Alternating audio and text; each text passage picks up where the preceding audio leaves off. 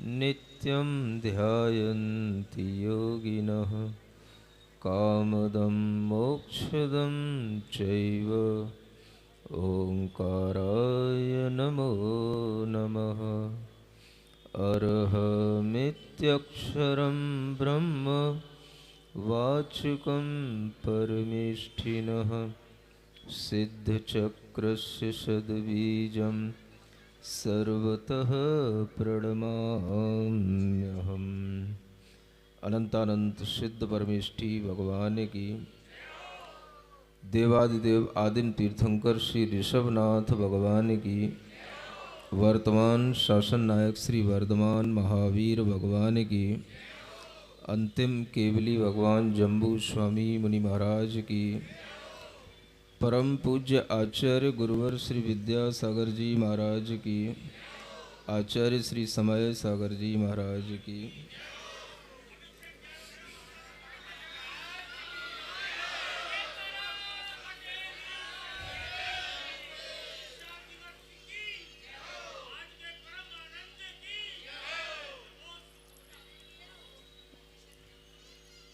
आज माघ शुक्ला पूर्णिमा का दिवस है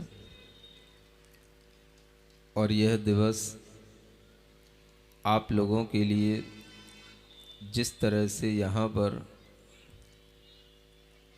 मंगलमयी और आनंद का कारण बन रहा है, मैं इतना कह सकता हूँ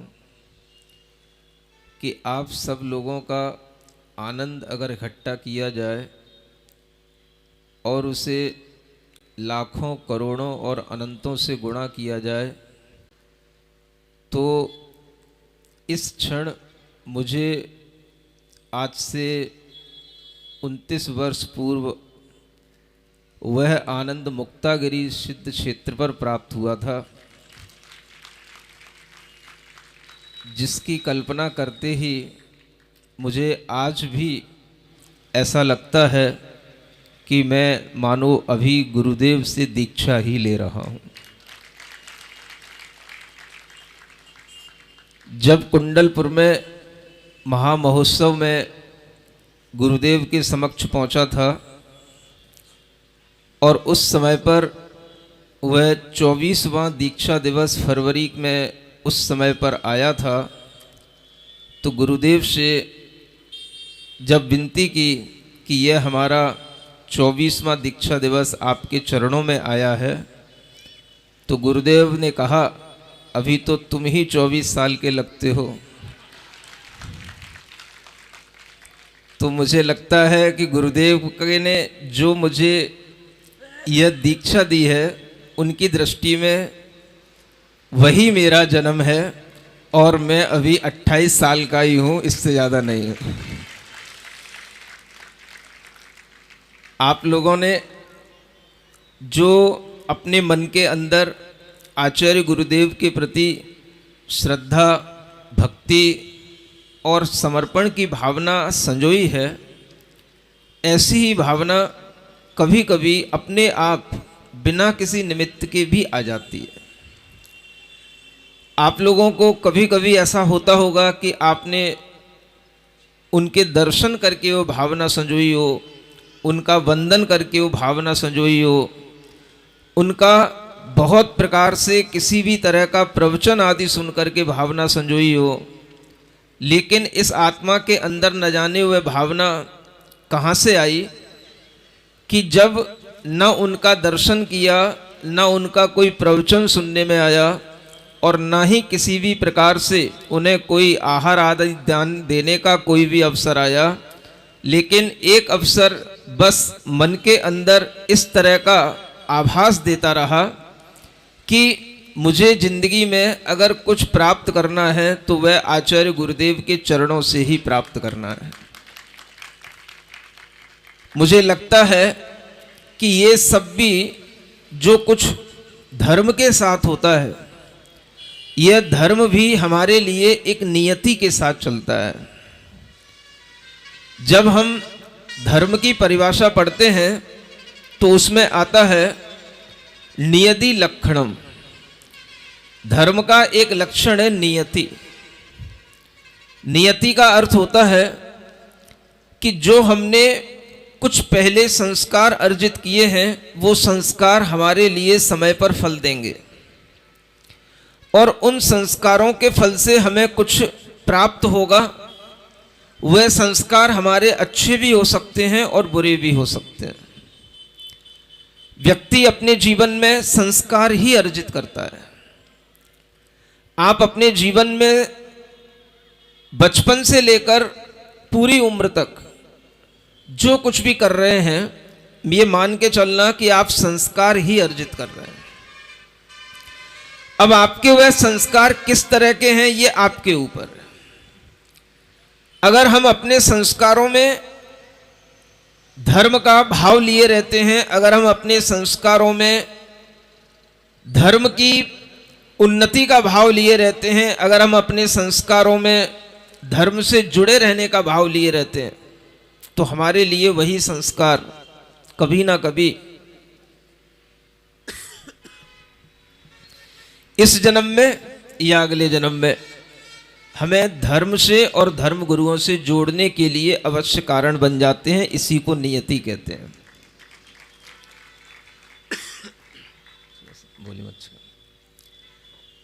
धर्म के इन संस्कारों को अगर हम ध्यान में रखें तो हम ये भी देख सकते हैं कि आज दुनिया का हर प्राणी किसी ना किसी तरह का कोई ना कोई संस्कार ले रहा है।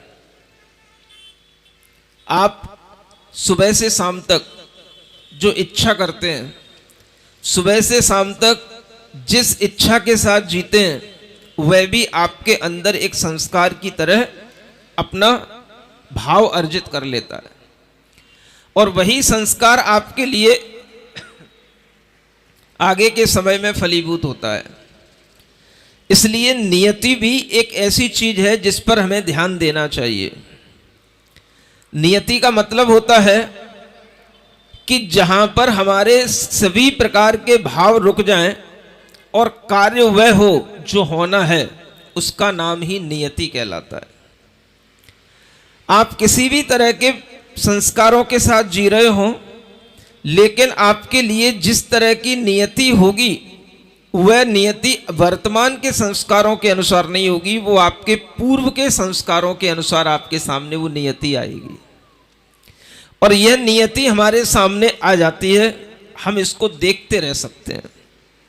हर किसी के जीवन में यह नियति आती है जब आपके सामने अपने आप ये भाव आ जाते हैं कि हम धर्म से जुड़े, गुरु से जुड़े, प्रभु से जुड़े।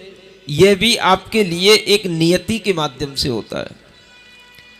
किसी भी तरह का जो कार्य आप धर्म के साथ करते हैं वो भी नियति के साथ होता है, और अधर्म के साथ जो कार्य किया जाता है वो भी नियति के साथ होता है।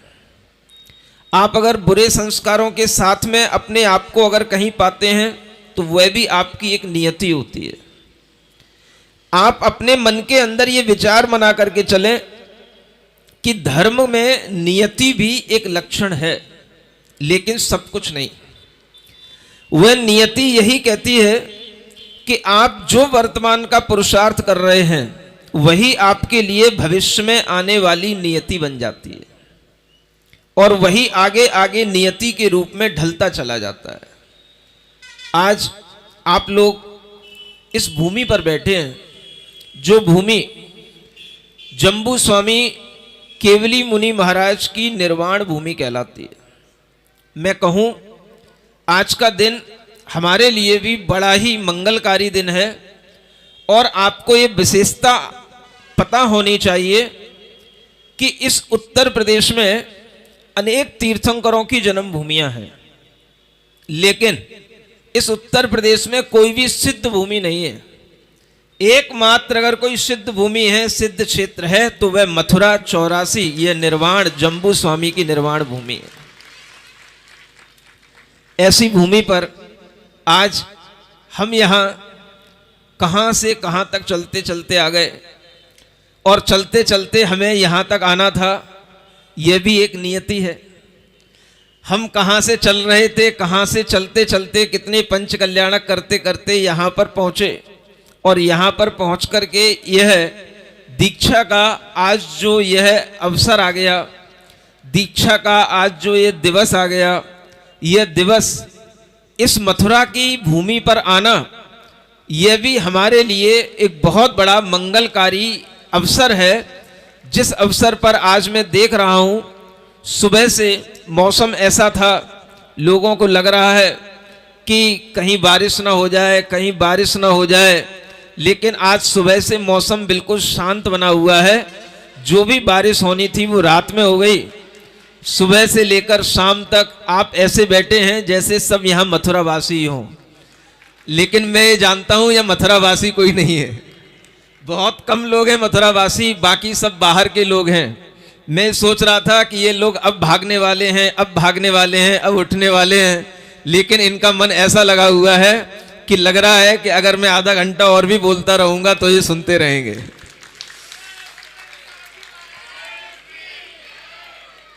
हमारा जीवन इस तरह की उमंग और उत्साहों के साथ भी एक संस्कार पाता चला जाता है।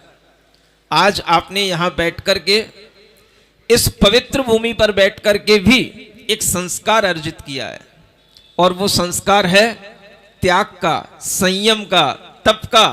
और वह संस्कार जो आपकी आंखों से, आपके कानों से आपके अंदर तक पहुंच रहा है, यह संस्कार कभी ना कभी आपके जीवन में भी, डरना मत, इसी तरह के उत्तम त्याग और उत्तम तप की अनुभूति कराएगा। बस डरना मत। लोग त्याग और तप का नाम सुनते ही डर जाते हैं। आप डरे नहीं। जिस चीज से आपको डर लगता है वो चीज आपके लिए ज्यादा नुकसान देती है, और जिससे आपको अभय मिलता है उससे आपको अगर डर मिलता है तो वह चीज आपके लिए उल्टी देती है। यानी आपके अंदर वह उल्टा ज्ञान, उल्टा विश्वास भरती चली जाती है। आचार्यों ने कहा है कि इस दुनिया में जितने भी आपके इंद्रिय सुख हैं, इंद्रिय के विषय हैं, ये सब आपके लिए सुखकर लगते हैं और आपको डर लगता है कहीं छूट ना जाए। आप अपनी आत्म आराधना करने से डरते हैं, आप अपना संयम भाव जागृत करने से डरते हैं, लेकिन आचार्य कहते हैं कि संयम से हमारा डर दूर होता है और असंयम से डर बढ़ता चला जाता है। आप जितना असंयम भाव में रहेंगे उतना आपके अंदर डर बढ़ता चला जाएगा, क्योंकि असंयम भाव में आप जिस असंयम से जुड़ेंगे, जिस इंद्रियों के विषय से जुड़ेंगे, वह इंद्रिय के विषय छूट ना जाएं, वह इंद्रिय के विषय हमारे सामने से हट ना जाएं, ये डर आपके अंदर बना रहेगा। तो ये डर आपको हमेशा सताता रहेगा।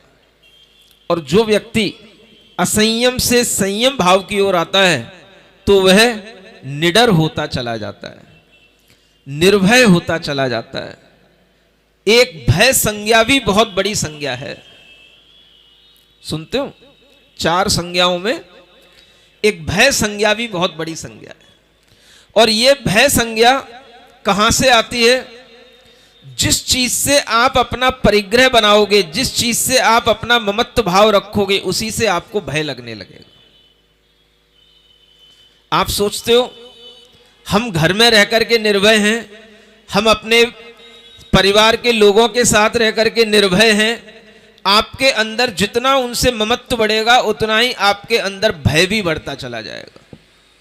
आप देखते हैं जब कभी आपको सुनने को मिलता है कि किसी के लिए घर में कोई चोट लग गई, कहीं कोई घर में किसी भी तरह का कोई भी ऐसा कार्य हो गया, या कोई ऐसा कोई सूचना आ जाए कि आपको लगे कि भाई घर जो हमारी प्रॉपर्टी है उस पर कहीं कोई अधिकार न जमा ले, तो आपका भय इतना बढ़ जाएगा, इतना बढ़ जाएगा कि आप भय के कारण से खा भी नहीं पाएंगे, सो भी नहीं पाएंगे। आप पूछते हैं ना, संयम से क्या मिलता है, दीक्षा लेने से क्या मिलता है, तप अंगीकार करने से क्या मिलता है? मैं अगर भीतर से बताऊं आपको तो सबसे बड़ी चीज जो मिलती है वो मिलती है निर्भीकता, निर्भय होकर के रहना, निडर होकर के रहना।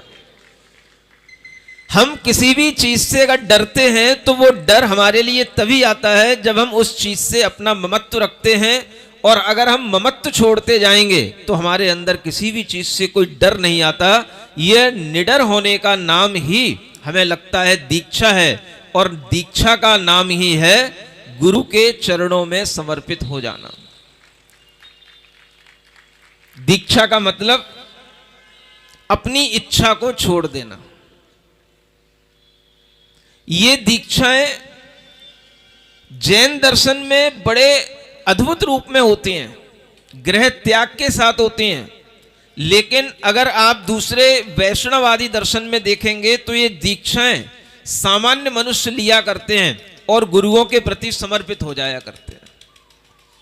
अभी कल के ही दिन मेरे सामने एक लेडी आई और उसके ऊपर वह टीका लगा हुआ था, वह नमोस्तु की, और प्रणाम करने के बाद में जब वह अपने बारे में बताने लगी तो मैंने उससे पूछा कि यह टीका इतना बड़ा क्यों? तो कहने लगी कि मैं अभी अभी दीक्षा लेके आ रही हूं। सुन रहे हो? मैंने पूछा कहां? तो यहां कोई महाराज रहते होंगे, उनके पास में वह दीक्षा लेकर के आ रही। मैंने कहा दीक्षा का मतलब क्या? सुन रहे हो कि नहीं? सुन लो थोड़ा सा। आप कहते हो महाराज हमें आपको गुरु बनाना है, क्या करना पड़ेगा? अगर गृहस्थ भी अपने अंदर शिष्यत्व का भाव लाता है, गृहस्थ भी अपने लिए अगर ये भाव लाता है कि हमें किसी को गुरु बनाना है, तो क्या करना पड़ेगा? मैं उसी लेडी के शब्दों में आपको बता रहा हूं। नहीं, ज्ञान तो कहीं से भी मिलता है ना, उस ज्ञान को हम समझें। मैंने उससे पूछा कि दीक्षा ले ली मतलब? अब मुझे बड़ा आश्चर्य लगा कि मैंने तो दीक्षा लेने के लिए तो बहुत पुरुषार्थ किया, जितना मंच पे दिखाया गया वो तो कुछ भी अंश नहीं था। उससे कहीं ज्यादा पुरुषार्थ किया, साहस किया, कितने बड़े बड़े कार्य किए। मुझे लगता है कि इतना एडवेंचरस कोई भी जिंदगी में नहीं कर सकता कि जिसने अपने गुरु को प्राप्त करने के लिए सब कुछ छोड़ दिया हो। पहले के गुरु को छोड़ दिया, परिवार को छोड़ दिया, और गुरु ने अभी अपनाया नहीं, और फिर भी गुरु अपना लेंगे ये विश्वास रहा, और आखिर गुरु ने अपना लिया। ये बहुत बड़ा साहसिक कार्य होता है। जब दीक्षा की बात आती है तो सामने जब कोई गृहस्थ इस तरह से कहता है मैं उन महाराज से दीक्षा लेकर के आई हूं, तो मेरे मन में थोड़ी सी क्यूरियोसिटी बढ़ गई। भाई बताओ तो कैसे होती दीक्षा? अभी तो कुछ दिख नहीं रहा है, तू तो सब अच्छे ढंग से सजी धजी है और कह रही दीक्षा लेके आई हूं। तो मैंने पूछा दीक्षा का मतलब क्या? सुन रहे हो कि नहीं? सुन लो, बहुत अच्छी चीज है, मुझे बहुत अच्छा ज्ञान दे गई वो जो एडवांस कॉलेज में जहां रुका हुआ था ना, नहीं उसके बाद की बात है, वो जो दूसरा कॉलेज शाम के समय पर जहां बैठा था, संस्कृति, हाँ संस्कृति कॉलेज में, वहां पर वह जो लेडी आई तो उसने कितना अच्छा उत्तर दिया वो मैं आपको बताना चाहता हूं। मैं ये नहीं कह रहा कि आप उसको फॉलो करना, लेकिन आप सोचो दुनिया में लोग किस तरह से धर्म के मार्ग से जुड़ते हैं, किस तरह से धर्म गुरु बनाते हैं, किस तरह से धर्म का अनुसरण करने के लिए अपना पथ बदलते हैं। तो वह कहती है कि आज से मैंने संकल्प कर लिया है, मेरी कल दीक्षा हुई है, और वह दीक्षा का मतलब क्या होता है तो मैं उससे पूछ रहा हूं और वो मुझे बता रही है दीक्षा का मतलब क्या होता है। बता दूंगा आपको।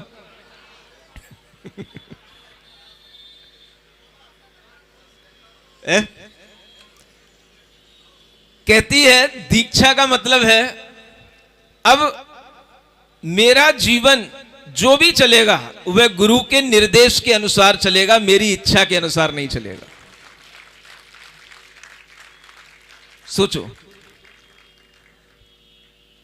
मुझे अब कोई चिंता करने की बात नहीं है, मेरे लिए गुरु का हाथ मिल गया है, गुरु मेरी चिंता करेंगे और मुझे गुरु के निर्देश के अनुसार अपना जीवन आगे बढ़ाना है। इसी का नाम दीक्षा है। आप सोचो, आपके लिए कहा जाता है सम्यक दर्शन तब होता है जब देव शास्त्र गुरु की प्रति हमारे अंदर श्रद्धा आ जाती है, आस्था आ जाती है। आप सोचो आप किस तरह से अपने अंदर आस्था बनाते हैं देव शास्त्र गुरु की।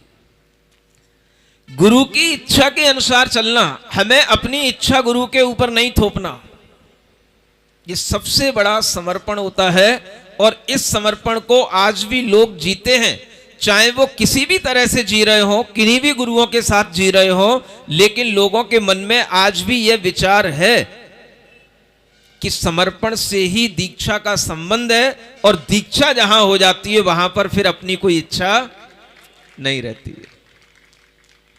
जीवन में हमने भी यही महसूस किया है। गुरु के साथ रहते हुए जीवन में गुरु को पाने से पहले अपने अंदर अगर कोई इच्छा थी तो सिर्फ इतनी थी कि हमें गुरु मिले, और गुरु मिलने के बाद फिर कोई इच्छा नहीं बची। जीवन शुरू कब होता है वो भी आपने देखा। आचार्य गुरुदेव का एकमात्र चातुर्मास इस यूपी में हुआ, वह भी फिरोजाबाद में हुआ। सुन रहे हो, भूल नहीं रहो। आचार्य गुरुदेव का एकमात्र चातुर्मास 75 का वह फिरोजाबाद में हुआ, और इस देह का जन्म 75 में उसी पर्यूषण पर्व में हुआ। कुछ तो नियति है। और जब गुरु का यहां पर पदार्पण हुआ होगा, उनका चातुर्मास हुआ होगा, यहां पर आसपास ये जो एक कामा, क्या है कामा लोग कहते हैं, राजस्थान में उनका यह अंतिम, यहां पर गुजरने का यह राजस्थान का अंतिम पड़ाव था। और जब वह फिरोजाबाद में चातुर्मास किए, 75 का वह चातुर्मास, उसके बाद में उन्होंने बुंदेलखंड में प्रवेश किया, और वह अपने जीवन को आगे बढ़ाते हुए चले।